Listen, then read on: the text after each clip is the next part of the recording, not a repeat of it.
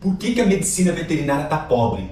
Em vários aspectos, inclusive no financeiro. Para quem não me conhece, eu sou Pedro Calazans, médico veterinário. Estou seguindo uma série de conteúdos sobre a medicina veterinária, até como resgatar a essência da medicina veterinária, para a gente melhorar o nosso ambiente com os animais e com o próprio meio ambiente. Tá ok? Então assim, eu vou entrar de cara com um assunto polêmico. Eu estou com uma colinha aqui porque é uma troca de ideia. Tá bom? Meio monólogo, mas eu quero que todo mundo faça os comentários, debatam para a gente saber se a gente está no rumo certo ou não. O que é ética? Ética, na minha opinião, é o bom senso. Eu, como médico veterinário, muitas vezes fui juiz, psicólogo, professor, enfermeiro e médico veterinário. Na prática, é isso que acontece. Então veja bem, o que se aplica nos grandes centros, onde tem uma humanização muito grande dos animais, tem uma pegada ali ok, mas tem uma pegada ali que não é bem-estar animal. O que se aplica nos grandes centros não se aplica em Cumaru do Norte, no estado do Pará, onde as pessoas vivem dos recursos naturais, de ouro, por exemplo. O que se aplica lá no Rio de Janeiro não se aplica no interior do Nordeste, por exemplo. Veja bem, São Paulo, Zona Oeste, eles têm mais afinidade conceituais com Paris e Nova York que o próprio interior de São Paulo. Então a ética é o bom senso. O problema é que tem um monte de gente que caga no pau, né? E aí precisa de lei de regras, até que a gente integre a medicina veterinária no Brasil de uma vez por todas, ok? Então eu vou contar uma história para vocês, a minha história como médico veterinário. Eu me formei e fui trabalhar em Itaoca, um município no interior de São Paulo. Sabe quanto eu ganhava lá como médico veterinário, cheio de energia, com cursos, com ultrassom para palpar vaca, égua de 15 mil que eu ganhei da minha avó? R$1.900, com desconto 1.600.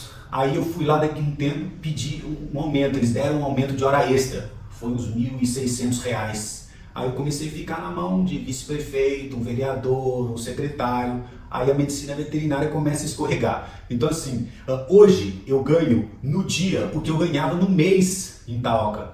Tudo bem que para virar essa página me custou 2 casamentos, 2 pessoas incríveis que passaram na minha vida, mas eu não abri mão do meu propósito, né? É uma parte meio chata da minha vida, mas que eu estou compartilhando com vocês, 2 pessoas incríveis. Então por que eu falei que hoje eu ganho no dia o que eu ganhava no mês? Porque a medicina veterinária, o Brasil é o país da medicina veterinária, tem muita oportunidade, então a gente tem que começar a ser mais dinâmico, tá bom? O Brasil aí tem muita coisa para ser feita. Tá ok? Então veja bem, por que a medicina veterinária está meio perdida? Eu tenho algumas colinhas aqui, ó. A gente não está entendendo a nossa função, os nossos valores como médico veterinário. A gente está abrindo mão do nosso propósito que a gente escolheu no início lá. Isso está gerando uma grande confusão, ok? Eu vou listar aqui, vou contar um pouco das minhas passagens como médico veterinário. Em prefeitura, por exemplo. Prefeitura foi uma tristeza, uma experiência muito ruim. Eu ia ocupar um cargo como, por exemplo, coordenador do centro de zoonose da cidade de Apiaí, que é onde eu estou. Combinei com o secretário, com o prefeito, passou uns 10 dias, um caminhoneiro assumiu o centro de zoonose da cidade. E tudo foi maquiado para mostrar para o promotor e nada aconteceu. Então a prefeitura era para ser algo tão bacana, tão interessante, mas é uma tristeza. Aí eu fui para um laticínio em Alta Floresta, Mato Grosso. Fui RT, depois fui gerente desse laticínio. O gerente estava investindo dinheiro naquelas pirâmides lá de investimento, e aí eu fui gerente também. Vinha, o papel aceita tudo. Você é RT ali, com o CIF, o dono, a pessoa se abraça e tá tudo certo. Vinha aquele caminhão com 15 mil litros de leite azedo, com acidez 5.5 ali. Se eu descartasse aquele leite, quem manda ali é o dono, ele que está contratando. Então assim, aquele leite vai ser pasteurizado, fazer uma mussarela e vai para o mercado. Tem qualidade? Muito pouco, mas segue o baile.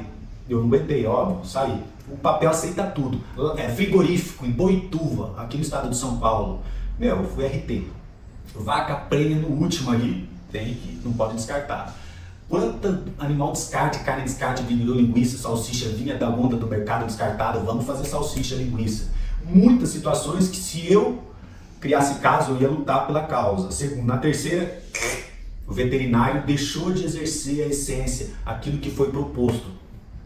RT de loja, uma tristeza, né? Você só assina. Se você quer ser ali aquele recém-formado que quer atuar ali naquelas horas, cumprir a hora, cobrar por aquilo, não vai trabalhar. Eles vão pagar o mínimo ali, muito difícil de você exercer. É uma tristeza. Não vou culpar os conselhos de medicina veterinária, porque é a mesma coisa que culpar o presidente, o prefeito. A população é reflexo disso, né? O CMV vai enxugar gelo, correr sozinho. É autônomo, vive em vários campos. E eu sou até hoje autônomo, por isso que eu não consegui conviver com tudo isso. Aí eu vi muitas coisas boas e muitas coisas tristes, tinha que fechar os olhos assim e seguir. E sou botânico, tive a experiência. O diretor que manda, patrão. Eu vi uma colega trabalhando onde eu trabalhei, ela não mandava, ele que sabia se ia fazer eutanásia não, a veterinária não. Se ia medicar, se não ia, é uma tristeza. Enfim, agora eu vou entrar em outro assunto aqui. Grade curricular ultrapassada da medicina veterinária é um assunto polêmico. Eu quero que todo mundo comente, compartilhe para a gente chegar no entendimento. Eu não sou o dono da razão, é só minha percepção, minha visão, tá? A grade curricular é de 90, de 80. Eu lembro meu filho de 10 anos, o Caetano, não gosta de ir para a escola, poxa, ele estuda escola pública, é uma opção nossa, eu e da mãe, para ele ter uma vida mais social, uma coisa mais... coisa nossa.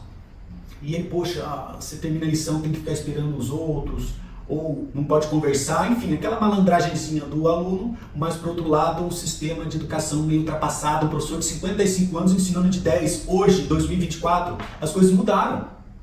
E a medicina veterinária da mesma forma.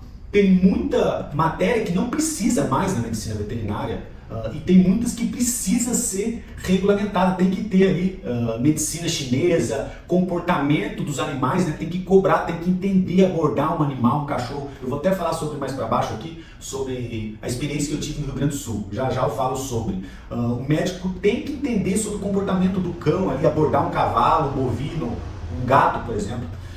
E a gente aprende muito pouco sobre isso. Eu acho que muita matéria conceitual pode ser IAD, é uma opção do aluno. Eu fui em vários, pessoal, vamos discutir sobre isso, eu fui em várias faculdades, em São Paulo, por exemplo, no Sul, no centro, não vou falar o nome das faculdades, e estava lá assistindo fisiologia, anatomia, algumas matérias conceituais, tá igualzinha, é quase que unânime, até na USP, igual, no YouTube, coloca lá fisiologia do sistema renal. No entanto, eu fiz matéria junto com medicina, com farmácia, então isso é meio que hipocrisia, precisa rever. Não é para banalizar, mas é para adequar. E adequar mesmo, não ficar... A faculdade particular é um comércio, ela tem que defender sua grade, só que tem que ir se adequando. Não pode deixar a medicina veterinária de lado, nós estamos em 2024, precisa mudar, não pode mais ficar aquela briga de classes. Eu estou falando de medicina veterinária, ok? Veja bem, eu aprendi sobre a medicina ocidental, a nível químico, físico e biológico, né?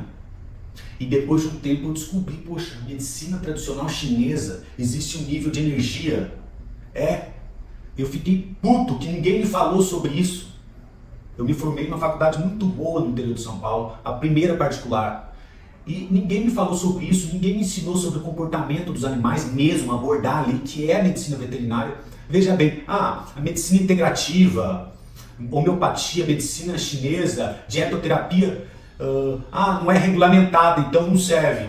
Tem que ser patenteado, então, para servir, tem que ter um colegiado de seres humanos que julga que aquilo é ciência ou não. Então vamos pensar nós aqui. Se a gente tivesse esse conceito mais estabelecido na medicina veterinária do que é dietoterapia, dieta, né, natural para os animais, medicina tradicional chinesa, bioenergética, acupuntura, que mais? Homeopatia, tem várias outras. Se a gente tivesse esse conceito de comportamento dos animais, por exemplo, muitos problemas seriam evitados a nível físico, químico e biológico. Daí a gente vai lá e soca alopatia, remédio. É isso que a gente aprendeu. Olhar o físico, químico e biológico e alopatia. É isso que a gente aprendeu. Não, a gente não entendeu essa questão de energia, do organismo do animal que a gente está lidando. Aí a gente fica enxugando gelo. Essa é a medicina veterinária. E eu estou por aqui. Do que eu aprendi, estou vendo. Tá bom? Então vamos avançar aqui, ó. Medicina veterinária banalizada. No Brasil tem 479 faculdades de medicina veterinária e 22 IAD. Nos Estados Unidos tem 32, Europa 95 e China 22. É mole ou não? Receba essa. Tem muita faculdade... nossa, a gente vai discutir sobre isso. Comentem, por favor, comentem, compartilhem. Despreparo do médico veterinário. Preste atenção, despreparo dos médicos veterinários no Brasil. Eu vou falar sobre a minha experiência no Rio Grande do Sul. Eu vou falar sobre cavalo, cachorro, gato e bovino, os 4, tá bom? Antes de falar do Rio Grande do Sul, a gente não aprendeu a saber olhar um cão, abordar ele se ele é inseguro, se ele é agressivo, se ele está com problema psicológico. A gente não aprendeu isso, abordar, conduzir, né? A gente tem um olhar humanizado ali que a gente às vezes fortalece o mau comportamento.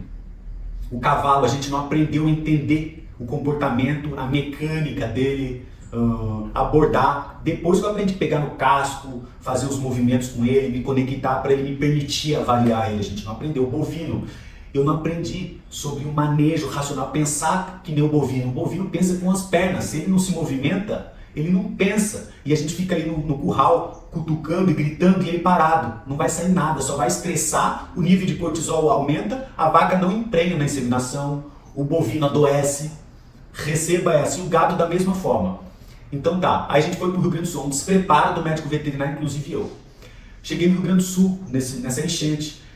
Cara, a maioria dos colegas sem capacitação a nível de campo, efetivo ali. A gente aprendeu a examinar ali químico, físico e biológico e alopatia, fazer intervenção de ortopedia, mas não abordar. Quantos? O cachorro estava com problema de dente. O adestrador, o voluntário levou para o médico, ele já socou lá uma corda na boca do cachorro, o cachorro manso. Que loucura! O animal com mau comportamento e o veterinário fortalecendo o mau comportamento. Isso não é medicina veterinária. Eu vi uma loucura, um monte de veterinário, colega veterinária graduada, com doutorado, mestrado, sem noção do que é um cão. Só fisiologia, semiologia, enfim.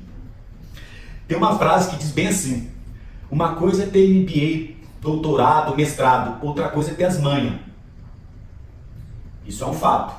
Currículo, ele só serve para quê? Para um processo seletivo, num concurso público, num processo seletivo numa empresa, numa indústria, e que muitas vezes tem critérios meio equivocados para selecionar. Claro que o ideal é você ter um MBA, um mestrado, um doutorado, mas que você aplique isso. Nada substitui a sua vivência e a intenção do médico veterinário. O diploma hoje, mais do que nunca, ele não serve para nada, ele não tem garantia de nada, ele só te habilita a uma função. Sabe para o que garante? A única garantia que tem o diploma? Que se você fizer cagada, você vai responder por isso. Ok?